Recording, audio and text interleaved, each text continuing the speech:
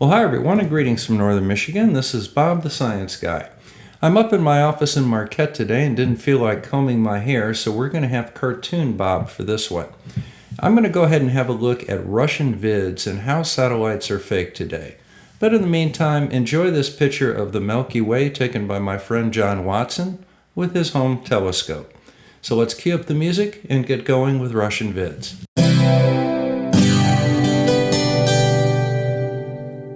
RussianVids is in the Mark Sargent genre of Flat Earth, where he confuses real life with the movies.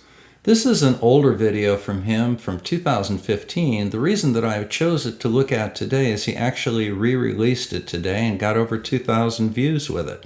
So I think it needs to be addressed as it's still contemporary in a way. Let's have a listen to see what he has to say. So, for all you people coming to my channel, talking about satellites, make a video, produce real satellites. You can't do it because they don't exist, period. Supposedly close to 3,000 satellites up in space. Again, all we get is this fake garbage. Now this is a classic flat earth argument from personal incredulity. Because RussianVids can't comprehend the idea of satellites in orbit around the Earth and sees artist renditions of satellites, he somehow thinks that that means that all satellites are fake. And he challenges us in the globe Earth science community to show pictures of a real satellite. Challenge accepted. Now this is a video released by my friend Scanner Guy in 1968, and it was just put out on June 21st. So let's go ahead and have a look and see what he captured. This is the gentleman, by the way, I bought my telescope from. Now all he did to take this was just put a camera up on a tripod, turn the ISO up enough so you could actually see stars, and he just recorded the night sky. And then he sped it up a little bit so that things that were moving were rather obvious. So let's have a look. Oh my goodness, look at all those things. Now the thing that you'll notice about these objects is they all seem to be moving in more or less the same direction at about the same speed, and now they're coming in from some other orbits as well. Now this is too consistent to be an aircraft or a balloon. These are objects that are in orbit in space. You see they seem to be following tracks through the sky. And these tracks actually intersect each other because there are different orbits. Now you notice that these objects all travel about the same speed. And the reason for that is that an object's speed determines its orbit above the Earth. For example, the International Space Station, orbiting at about 17,500 miles per hour, orbits about 400 kilometers above the Earth. That takes it approximately 90 minutes to make one complete orbit. So objects that are about that distance above the Earth take about 90 minutes plus or minus 5 minutes. Now, the farther the orbit is from the surface of the Earth, the longer it takes. So you head out a little bit, you can get orbits that take 24 hours to complete. You look out at the moon, that takes 28 days. Now, if you look at two bodies that are like, say, the sun and the Earth, the distance between those two bodies, that means that the Earth has to take 365 days approximately to make one full orbit. But the moon is 240,000 miles away and the sun is about 94 million miles away. So again, the further away the body that is orbiting is, the longer it takes to orbit. Now you can see the contrast between shooting stars and satellites. Shooting stars flare and then burn up. Satellites travel consistently. Now this is another video that just came up after my friend's, which I think is kind of interesting. Have a look right over here on the left side of the screen. Do you see this moving object right here with a flashing light? This is an aircraft. However, compare that to these objects up here. And that one back there. Notice the speed is very different. You see how they're following a course through the sky? These are the Starlink satellites, and there's generally 20 or 30 of them that go overhead at any time. They go in long streams like this. Eventually, there will be thousands of these Starlight satellites in the sky.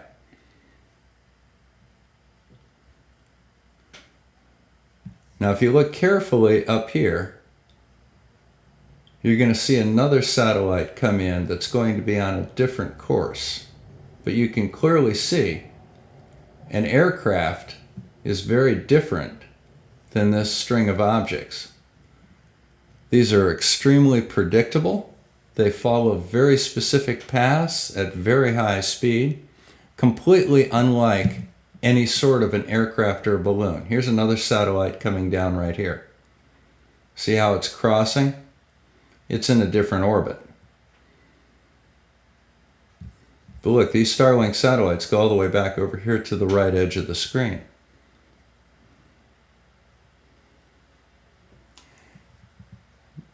Now there are applications for your iPhone and your computer that will tell you when these objects will come over your home at any point in the world. They can be seen from anywhere in the world at certain times. You generally want to look at them within an hour of sunset or an hour before sunrise, because they'll be lit up by the sunlight while the Earth itself is in darkness. I saw these go over my house the other day. They're very dramatic and very obvious when you see them. Now, the interesting thing is, after sunset or before sunrise, there's going to be a certain point along here where they're going to run out of light and they're going to go into the shadow of the Earth, and you'll see them blink out rather suddenly at a very specific point in the sky. Probably not going to happen on this one because, as you can see, the sky's rather light. That means that this is probably just shortly after sunset or just before sunrise. Well, it says at dusk. Now, in case you didn't notice, there was a shooting star that went up there a minute ago. Let's go see if we can catch it again. Look over here. It went from below up this way. There it is. See it? Let's look at that again. That's a shooting star. See how that's very different than this satellite train. So RussianVids, you wanted to see satellites? There they are, my friend. So, for all you people coming to my channel, talking about satellites, make a video, produce real satellites. Okay, I think we pretty much handled that. Let's go see what else you have here, RussianVids. Now let's look at what ISS has to produce as far as real satellites. Get that fake garbage. You get this. All CGI, computer animated. Looks like a video game. Where are the satellites? You don't see any because they don't exist. Look at this. Wow. You believe this is real? If you believe this is real, you're going to believe every single lie NASA, the media, your government tells you. You've been completely blinded from birth. You believe everything you've been told your whole life. And any time someone questions an official story by your leaders, you get angry, you get upset, you get defensive. Well, actually, mostly we get amused because I saw the ISS go over my house the other day. You can go ahead and pull up a program called Stellarium, and I'll show you what that looks like. You can put in the NORAD designator for the ISS, and it'll tell you exactly where it is. And you can literally track it right over your observation point. Let's go have a look. So let's go ahead and turn off the ground and get rid of the sky, make things a little brighter. We're going to go over here to the search bar and we're going to put in the designator for the International Space Station, which is NORAD 25544, and there it is.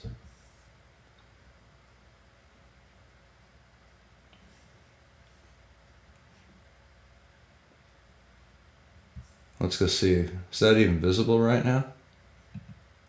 No, it's below the ground. You see that?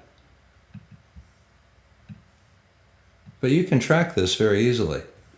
And if you look relatively south and zoom in a little bit,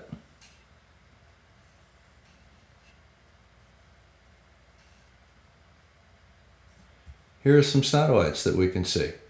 Okay. See?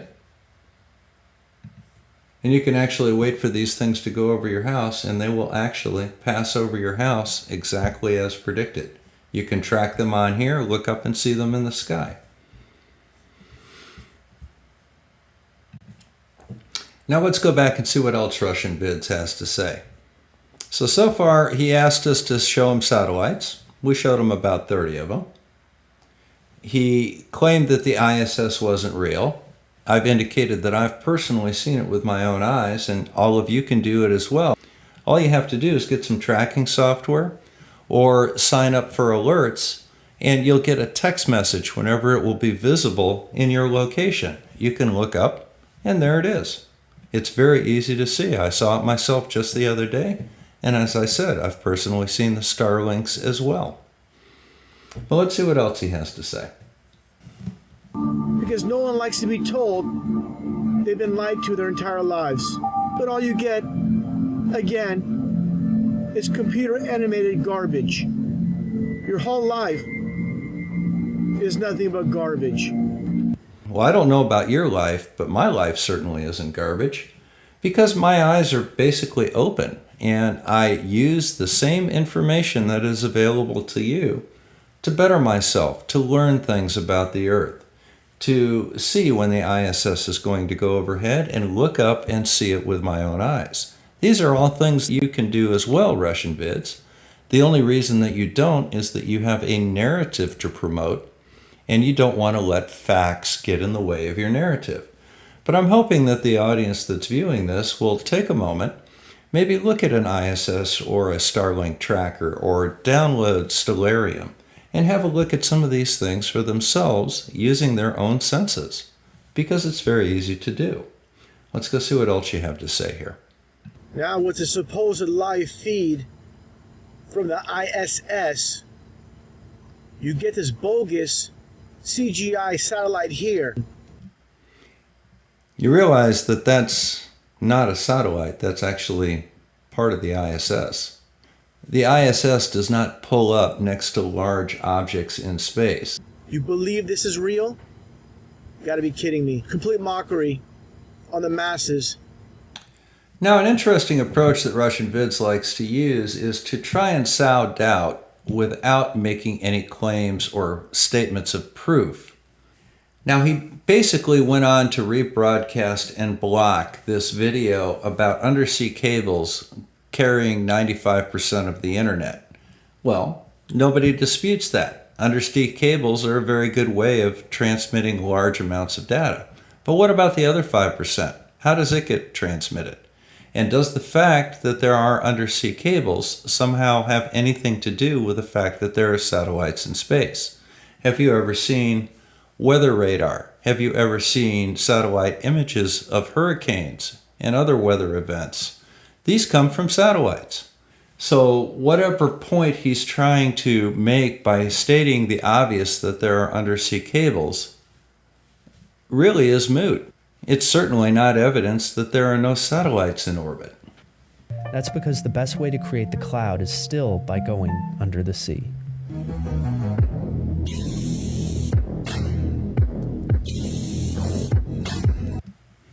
And then he goes right into his reality is the movie's fantasy.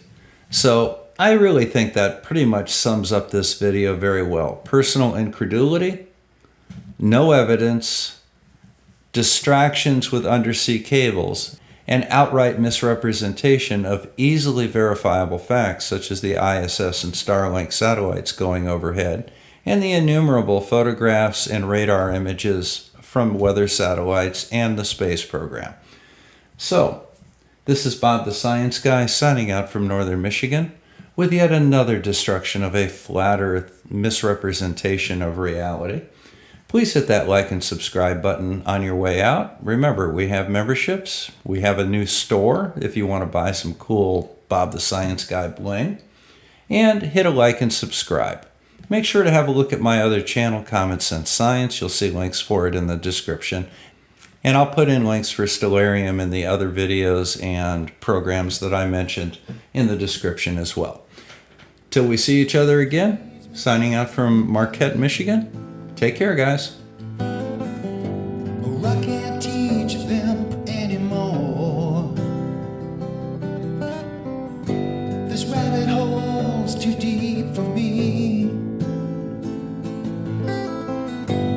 Feel my brain getting real sore.